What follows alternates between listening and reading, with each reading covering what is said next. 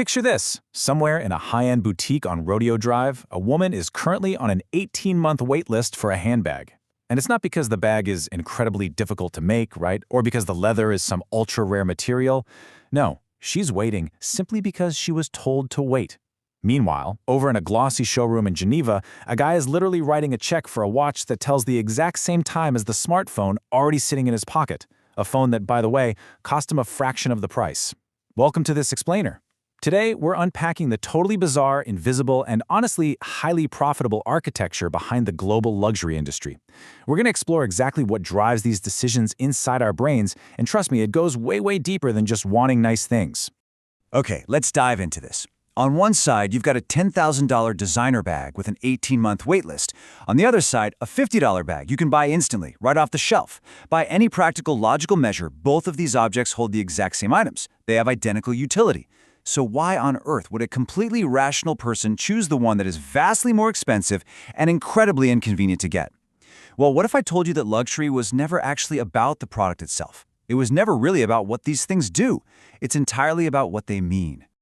Part 1. The Evolution of Status. To really wrap our heads around this, we have to realize that our obsession with luxury isn't some modern failing of greed. It's not just a recent marketing gimmick. It is actually rooted in an ancient, primal wiring deep inside our brains. You see, once our ancestors met their basic survival needs, humans immediately started competing over rank. Think about tribal societies. Things like rare feathers or specific shells were heavily restricted to the elders. Why? Because they were hard to get. That scarcity sent a clear signal: I have access to things that you don't. Fast forward to ancient Rome. Getting your hands on Tyrian purple dye meant crushing literally thousands of sea snails just to color a single toga. It was so impossibly expensive that its use was legally restricted to emperors. And then in European monarchies, they had actual legislation, sumptuary laws, that dictated exactly what fabrics or furs you were allowed to wear based on your social rank. Luxury was quite literally a law-enforced hierarchy stitched right into the fabric. But then, the timeline hits the Industrial Revolution. Suddenly, mass production meant ordinary people could afford manufactured goods, completely blurring those deeply entrenched class lines. And let me tell you, the Industrial Revolution absolutely terrified the elite. Think about it. If a factory meant everyone could suddenly afford to dress well, how would anyone know who was actually powerful? The answer wasn't to make more useful products. No, the answer was to create items defined entirely by scarcity, heritage, and meticulous craftsmanship. Things that machines could never just replicate on an assembly line. And that right there, that was the exact moment the modern luxury industry was born. Luxury had officially evolved from a simple necessity into an identity. Part 2. Inside the brain. But here is the multi-billion-dollar question. Why does this still work on us today? I mean, we obviously don't need to signal our rank to survive a harsh winter anymore, or to avoid getting kicked out of our tribe. Well, back in 1899, an economist named Thorstein Veblen identified this bizarre anomaly that we now call a Veblen good. Normally, basic economics says if prices go up, demand drops, right? But with Veblen goods, think of a monogrammed Louis Vuitton trunk, demand actually increases as the price rises. It's driven entirely by conspicuous consumption, which is spending money precisely to publicly display your wealth. For a luxury item, the high price isn't a barrier to keep buyers away. The high price is the desire itself. And underpinning all of that desire is a completely fascinating quirk of neuroscience. We almost always think of dopamine as the pleasure chemical, right? But actually, scratch that. It's the anticipation chemical. It fires most intensely in the moments right before we get what we want. This brilliant biological reality perfectly explains why luxury brands rely so heavily on waitlists, appointment-only boutiques, and those elaborate unboxing rituals. These aren't just annoyances or bad customer service. They are highly engineered anticipation. Brands know that the wanting is often mathematically more powerful to your brain than the having. So if we break it down, these are the core psychological drivers at play. First, we use status signaling as a shortcut to say, without using any words, hey, I belong to a certain tier. Then we fall for the scarcity principle, where limited availability just makes us want something more, not less. We also buy into this idea of the extended self, where the successful, expensive items we own actually start to feel like an extension of who we are as people. And finally, social comparison. We use luxury items as visible data points to rank where we sit among our peers on this invisible social ladder. And the trick with that ladder, it never actually has a final rung.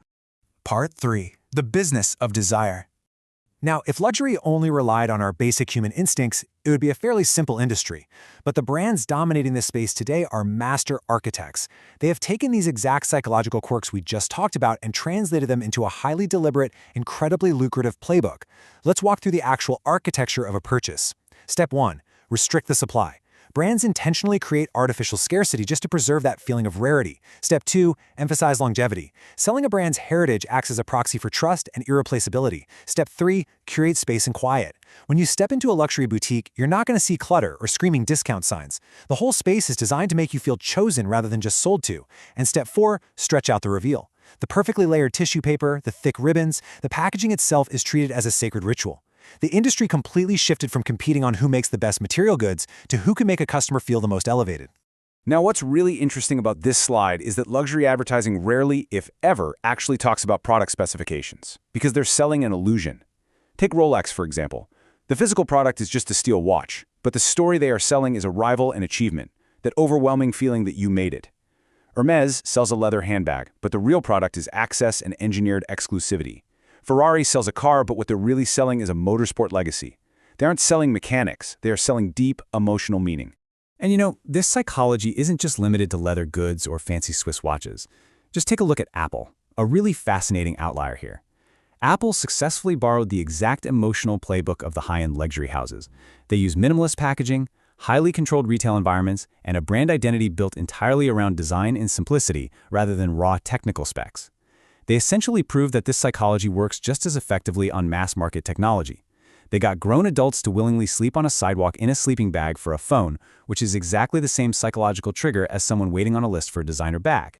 Part 4. The luxury trap. So, the crucial point is, we need to take a sobering reality check here, because there is a part of this story that luxury marketing will never, ever tell you. What happens when the pursuit of status never actually satisfies the underlying itch? Psychologists call this the hedonic treadmill. It's our human tendency to quickly return to a stable baseline of happiness after a positive change. You finally get the watch or the bag, your dopamine spikes, but then the excitement rapidly fades. And when it fades, the mind just immediately looks for the next acquisition to chase that exact same high. This leads straight to lifestyle inflation. The goalposts just keep moving, turning yesterday's ultimate luxury into today's boring baseline expectation. And this creates a truly fascinating financial paradox. On one side, you have visible spending, which is using luxury and plastered logos to project a financial security that quite often doesn't actually exist in reality. It's a performance. On the other side, you have true financial independence, which ironically rarely announces itself.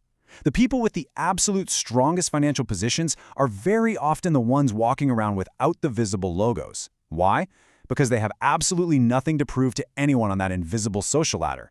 Which brings us to our final thought. Does luxury create happiness, or does it simply create a more expensive form of wanting?